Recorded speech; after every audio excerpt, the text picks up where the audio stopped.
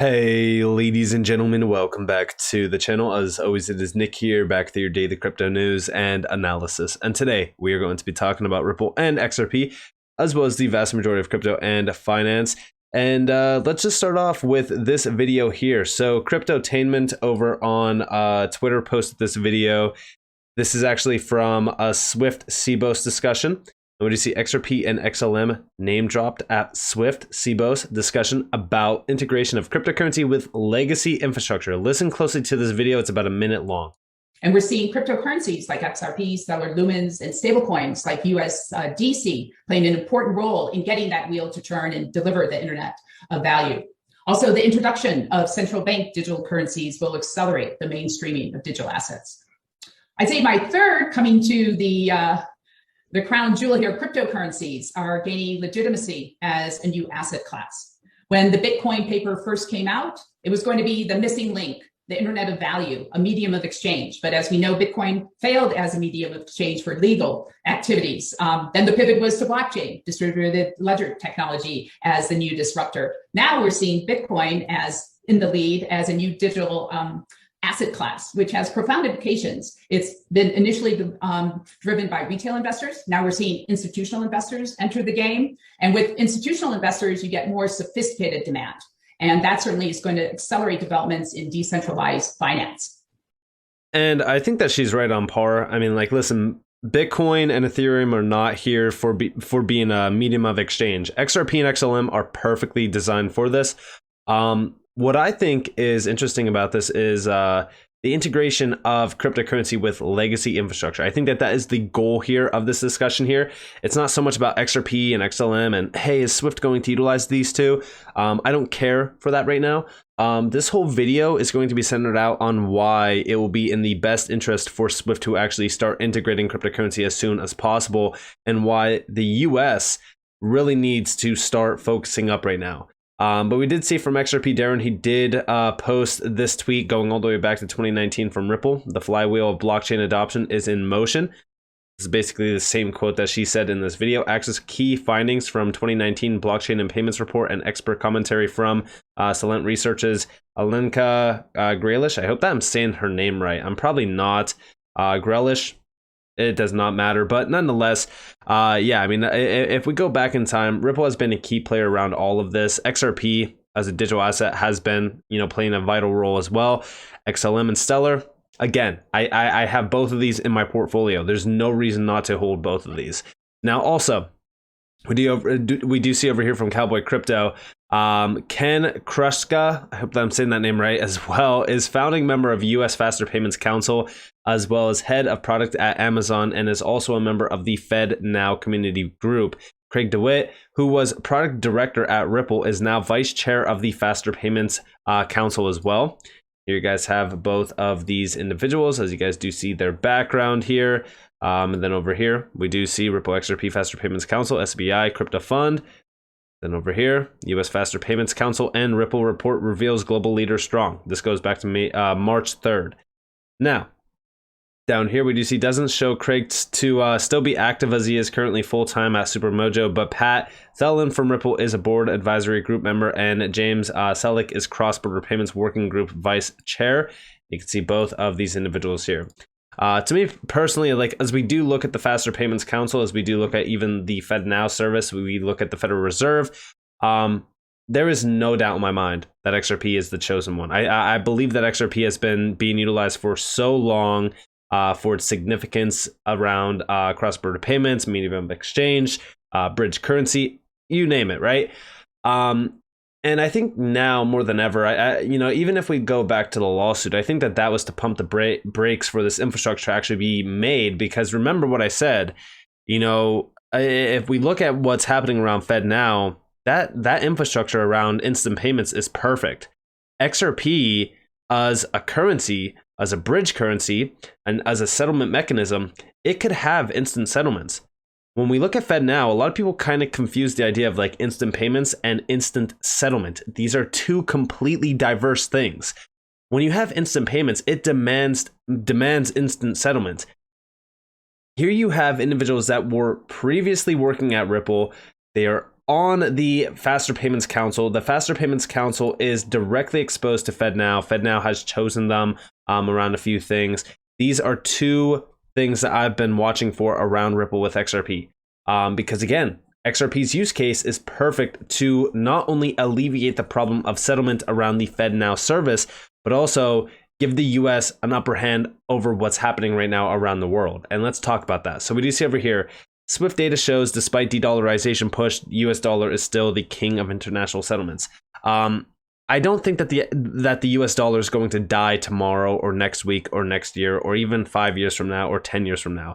What I do think is going to happen though is we are going to be seeing a significant pushback against the dollar. And I think that the US needs to position itself soon. I think that it needs to take a stance on crypto innovation because outside of the US, we are seeing a lot of nations push forward on crypto innovation, crypto regulatory frameworks, and ultimately crypto actions. And actions speak a lot louder than words. Right now in the US, we have a lot of words around crypto and around digital assets and things like that, but there's really not a lot of work put into this. So if we look at the US, yes, I think that currently speaking, yeah, it's not really a big problem around the US dollar being the king of international settlements, or if you will, the US dollar is the reserve currency. But I think soon we will see that problem be a very large problem. And I think that the US will need to act very, very hastily. So if we look at that, let's go over to this. So this was 3 days ago, and I actually reported on this. Russia actively working on SWIFT alternatives, Foreign Ministry official says. Now, within this, we do see Russia seeking to substitute SWIFT in trade as part of de-dollarization policy. A lot of these nations are moving fast against the dollar and against the dollar-dominated payment systems like SWIFT. And the reason for this is because of the idea of the US dollar being utilized as a financial weapon. I think that this push is going to continue, and I think that what we will see is a problem arise around SWIFT and around the US, where the dollar is not the dominant currency anymore. And I think that we are going to see power shift towards digital assets, as well as possibly even CBDCs. I've talked about why CBDC is in the best favor for central banks, outside of control, of course, and outside of the greed aspect. They also want to decentralize the global financial system. Decentralizing the global financial system outside of, no longer having a reserve currency, and now we have a bridge currency, a decentralized bridge currency, that would be in their best interest. That is the perfect use case for XRP, and that's also the perfect use case for blockchain technology around CBDC issuance. Is this going to happen though? In a perfect world, yeah, sure, it's great. It sounds awesome, but we don't know what's going to really happen with that. But I will say this. I think that the US is going to soon have a very large problem on its hands, and I think that it's going to have to act hastily, like I said. And when we look at that, things are moving really quick around this, if you will, BRICS nations pushback against the US dollar. Recently, we just seen this, just in China and Russia expedite plans to develop BRICS payments system. We are going to see a lot of this. We are going to see a lot of discussions around these payment infrastructures, around currency settlement. They really want to have faster payments. This is a huge thing. It's happening everywhere though, right? But BRICS is definitely the one that we have been watching for closely, as they have been delivering very large blows to the US dollar and the US dollar infrastructure, meaning SWIFT. But we do see China and Russia are speeding up their cutting edge payment infrastructure technology to settle international trade with the new BRICS currency. What's interesting about this is we don't know what they're utilizing around this. All we know is that it's cutting edge technology. That's it. They're not giving us any insights on this, but it's centered around settling cross-border transactions, streamlining these, speeding them up. Now, again, is XRP being used here? Is Ripple being utilized here? We don't know. Probably not. But I will say it would make sense for them to utilize XRP and the XRP ledger. Remember, they could utilize XRP and the XRP ledger. They don't need to utilize anything around Ripple. In fact, why would they use anything around Ripple? Ripple is, a private company. When we look at XRP and the XRP ledger, they will not be able to be sanctioned through XRP and the XRP ledger. They can't. They won't be able to. It's decentralized. No one controls the XRP ledger. No one controls XRP. So, when we look at this, yes, they could technically utilize XRP as a medium of exchange for cross-border settlement. That's 100% a thing that they could do. Are they using it though? It's questionable. But if we do look over here, we also just seen that CCTV, China Central Television, just broadcasted crypto. It's a big deal. The Chinese speaking communities are buzzing. Historically, Coverages like these led to bull runs. Not saying, past predicts the future and not financial advice, but this is a big deal. And I think that it's something to watch for because China is very now bullish on crypto. Russia, obviously very bullish on crypto. I will mention that here in a second. And almost every single nation around the world is very bullish on crypto. And I want everyone to understand how large of a shift this is. When we look at what the US is doing, like this is going to put things into place for the US to act fastly, and I think that, as we do really kind of look at what's happening currently around the current financial system, crypto could ultimately alleviate a lot of the pain points that we do see with everyday payments, everyday transactions, you name it. And we do see over here, September 22nd, 2022.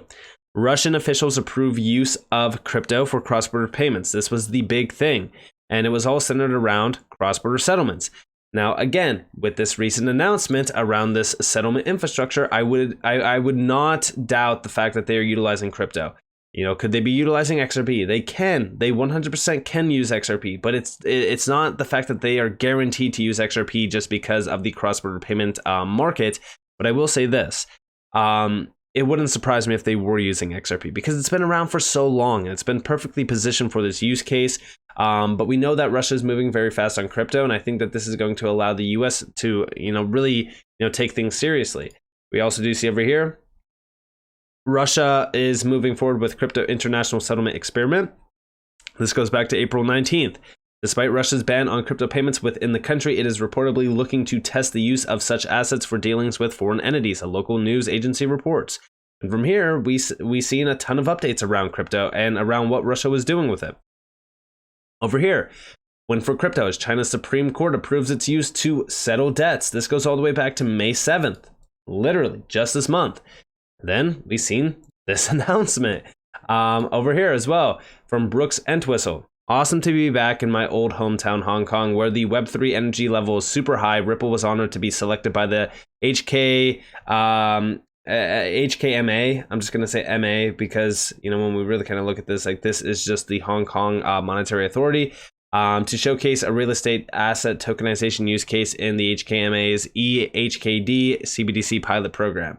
As we really kind of look at Asia has been very, very adamant on crypto in the last couple of years. I mean, it's been going back well beyond even 2020. Russia has been very bullish on crypto.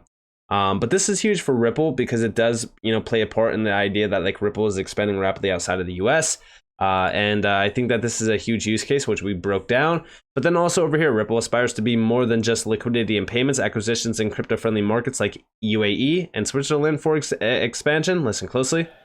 What I think will be next, and certainly something Ripple thinks about, we started with enterprise-based cross-border payments. We talk about there being 4 kind of primitive pieces to blockchain-based technologies: liquidity, compliance, liquidity, compliance, custody, and tokenization. And Ripple really aspires to be more than just that kind of liquidity and cross-border payments. I think you could expect that we will expand into some of those other areas, either organically or through acquisition. And I think we'll look at, let's make acquisitions in markets that are friendly to these technologies. On the previous panel, you had representation from the UAE, you had representation from Switzerland. These are countries that are providing the clarity for entrepreneurs to invest, and that allows a company like Ripple that is larger. We have more than $1 billion of US dollars cash on our balance sheet.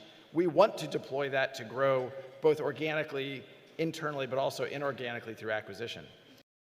So yeah, I mean, like Ripple's been a leader. They've been becoming very adamant around how big crypto will be, and they've always been, I mean, for years and years now.